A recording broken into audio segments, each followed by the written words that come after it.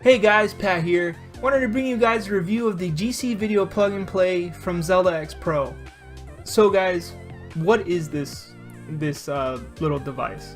How does it work? What do you need? So it's actually pretty simple and very easy to use. Just as its name suggests, it's a simple plug and play solution. You literally get your little GameCube here. You gotta make sure the GameCube has a digital AV out. So the digital AV out is this connection right here, and you use your little GameCube adapter, plug it in there, and you're good to go. Zelda X Pro also packs in a mini HDMI cable, so you're gonna have everything you need right out of the box. So just plug it in here, and then it'll go to the TV, and you're good to go. One of the things to note too is that not all TVs get audio and video out of the digital AV output. Some TVs may require you to go through the analog out and connect the red and white cables from your composite cable. But in my case, every time that I use this thing, it always got audio on my BenQ monitor that I use for gaming and my Samsung TVs. So one of the other awesome things that you could do with the plug and play is you get a IR remote. It could be any IR remote. In my case, I got the one that I got for the Xbox to use it as a media device. And you pretty much have to get like really close to this thing. Like I suggest about this close, just on it, just touching it. If you hit this little, the GC Video Plug and Play has a little button. So if you hit that little button, it will pull up a menu where you could sync the controller to it, and then you could always use the controller afterwards and apply different settings. So some of the settings include, adding scan lines, adjusting the picture and the colors if something you don't like that looks right, or maybe your TV is like interpreting the colors in a different way and you want to adjust it from the GC Video Plug and Play. I didn't come across that, but I did notice that when I would play a little bit with like the RGB, it has RGB settings. So when I play a little bit with the RGB settings, the picture came out a little bit better. So I love this little thing. I love the video that it outputs. I love the software that it has to mess around with settings so you can get your best picture quality. Even add scan lines if you want to. I love the price point. At $100 plus $8 shipping, it's the cheapest solution on the market right now. But there are a few things that I dislike. This being the third version of the GC Video Plug and Play that Zelda X Pro came out with, it definitely met a lot of customer critiques that he had in the past. But even though I love that it's 3D printed, this little guy is 3D printed.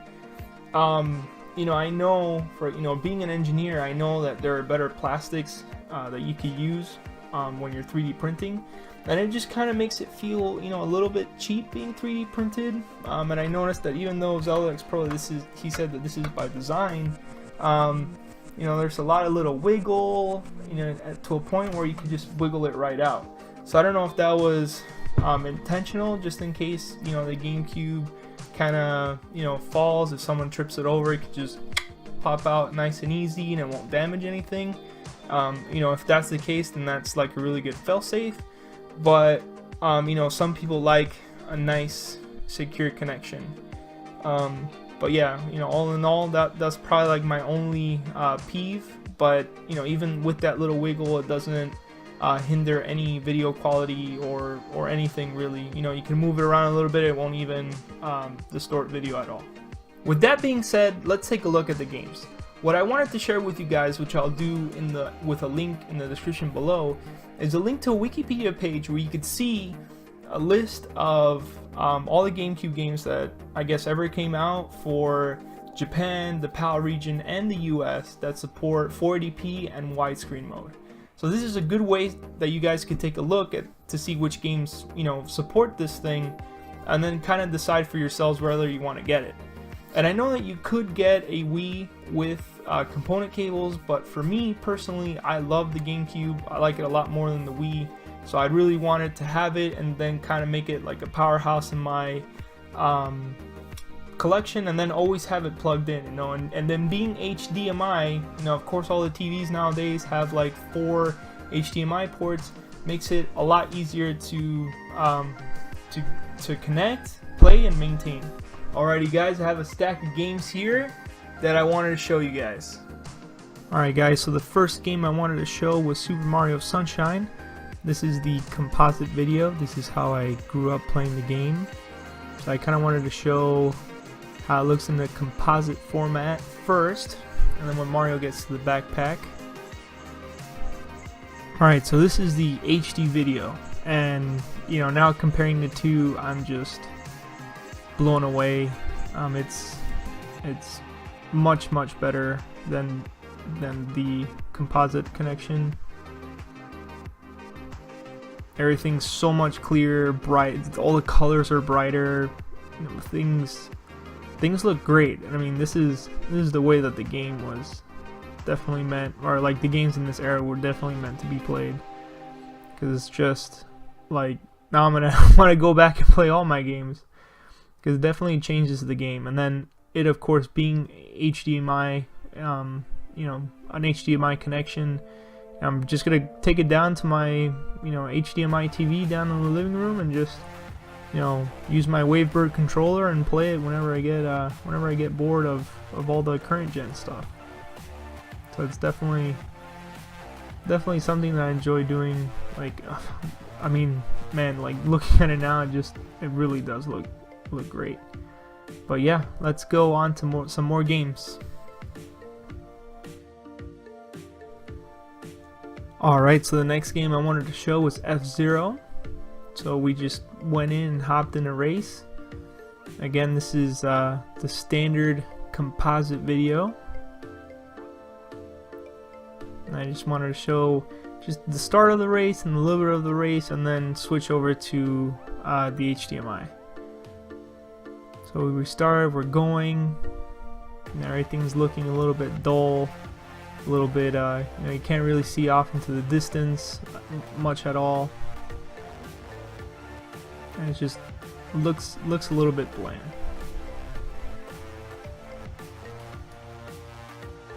And before we switch over to the HDMI video, I wanted to show there that we get a little look at, you know, it says 640 by 448i. And then here it says, would you like to display in progressive scan mode? So we said yes, and then it changed to 448p resolution. So let's hop into a race here. Here's the beginning menu screen, and then I just shoot it back over to the race so you can see Mute City and kind of compare the two videos. And already loading up, you know, everything looks, you know, much better. Everything's like, you know, all the, you know, pictures of all the pilots on the left look a lot better. All the text, you know, the whole city in general looks amazing. Just everything just really comes to life, you know, just with this little plug and play device. But had a little bit of practice from my standard definition recording, and I just kill it. Well, do I kill it? The AI is a little bit they're gaining on me. But yeah, F-Zero, an enjoyable game to play as well if you guys haven't tried it out. But definitely the plug and play makes it look so much better and makes the game that much more enjoyable.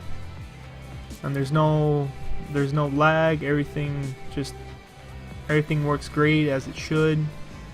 I didn't feel any, you know, at all. Even playing a fighting game, which I'm gonna show next, Soul Calibur 2, everything's still very responsive, and you know, I'm not getting frustrated by any of my inputs or anything.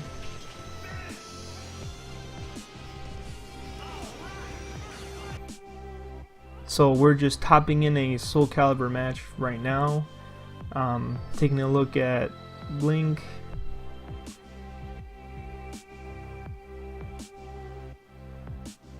So as you can see, everything looks kind of dull, kind of fuzzy, bland, and I did lose this first match. Getting used to all the fightings with Link and stuff, and I just keep on pulling out the boomerang and the bow constantly, but getting used to all the buttons. But I wanted to share a little bit of standard definition footage, and then now show when we set the game to progressive mode and go to 448p, and then go into the settings and switch the screen ratio to widescreen mode. So now this is the game running at 448p with widescreen mode, and already just the difference between the Link that we saw in standard definition and now the Link that we saw in HD is incredible. You know, just looking at the footage now that I edited it, and I'm looking at it back to back, it really does make a difference. And I mean, I've really liked, you know, paying $100 instead of the $300 that you would pay for the component cables. So I've liked this. So there we get our victory, and then we're gonna have our battle 2. Almost need this chick in the face. I'm just switching between my weapons. Do a little grapple move, and then we're just playing. I mean, the environments look great, but yeah, I mean, I'm gonna probably use my GameCube like crazy now that it looks like this. But yeah, that was Soul Calibur, guys. Let's move on to the next game.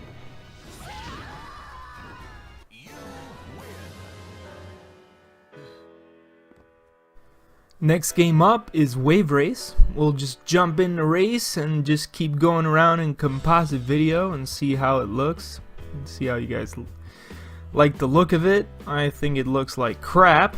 One of the things that I've noticed, I'm editing this video in parts, I noticed that I keep saying "you know" a lot. So if you guys notice that, I'm sorry. It's kind of my tick. I feel everybody has a tick, and I guess mine is saying "you know." But I don't know if you guys noticed, but there was a huge difference in clarity switching from standard composite to the HDMI GC video plug and play, and it looks amazing. Just going from that shitty quality that we were watching to this now is insane. And I don't know, just it looks amazing. It's really good looking game here. And I never would have guessed this was coming out of a GameCube. But I'm excited. I'm excited to bring more HD, I guess, video to my other consoles of this generation. So the PS2 and the OG Xbox. But that's it for Wave Race. Let's go on to the next game. So 1080 snowboarding is up next. Here it is in all of its composite glory. Not very good at this game, so the footage I captured is pretty limited. But just wanted to show the jump from composite over to HD. Again, it's a growing trend that we're seeing. Just the clarity that you get from one cable to the other is insane.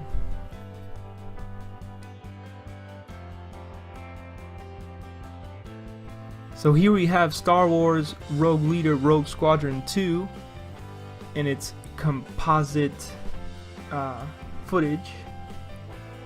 So you can see everything looks very bland. Can't really make out, certain objects into the distance. Things kind of just have a little, I guess, fuzziness over everything. It just looks pretty, I don't know, pretty meh.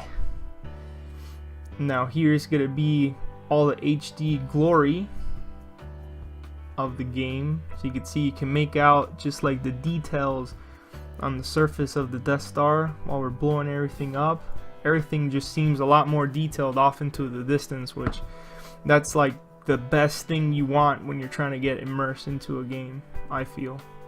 Just having that kind of like that depth into it. And yeah, just here blowing up all the towers. One of the other things I wanted to show, which we'll get in a cutscene after I blow up this last tower, I feel. Was that the last tower? Yeah. So some cutscenes I guess don't support the really high resolution, so it kind of dropped down to 304p there, and then now it's back up to 450p. So I wanted to leave that little bit in there, just because I found it kind of interesting that it happened. But as you can see, the game is back in action. I could actually see the TIE fighters. I couldn't see them in when I was capturing footage with the composite video, but it looks great. I'm really loving this thing. Next game up is Lost Kingdoms 2. It's made by From Software, and this is a sort of dungeon crawling card game mashup of awesomeness. And you pretty much have a deck of cards that has, a bunch of different monsters that you could summon, abilities and attacks that you could do, and magic as well. And you basically try to go through dungeons with your deck and hope not to die. And this is one of the games that benefits a lot from the GC Video plug and play. As you probably just saw, going from composite to HDMI is night and day. There we get wrecked a little bit, but yeah, I mean, everything looks a lot more detailed. Even all the cards look a lot more detailed. Even the cards, the monsters being summoned looks a lot more detailed. So everything is really benefiting from this HD adapter.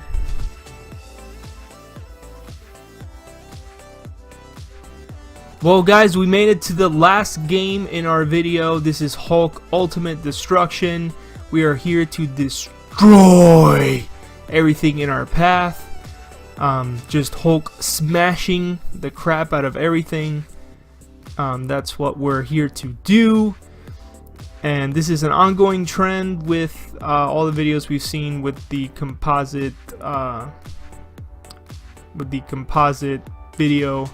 Everything looks bland, everything looks, kind of choppy. Not really how you want to play the game until the HDMI pops around. Then it's kind of like someone turned up the lights in here, and I mean, it just looks completely. It looks amazing. Just what it is. It looks great. So yeah, since this is the last game in the video, I want to thank you guys for watching. I'll put a link in the description to Zelda X Pro's site, so you guys could learn more about the the GC Video plug and play. And I hope you guys enjoyed the video. So just enjoy a little bit more carnage, and I guess till next time, take care guys.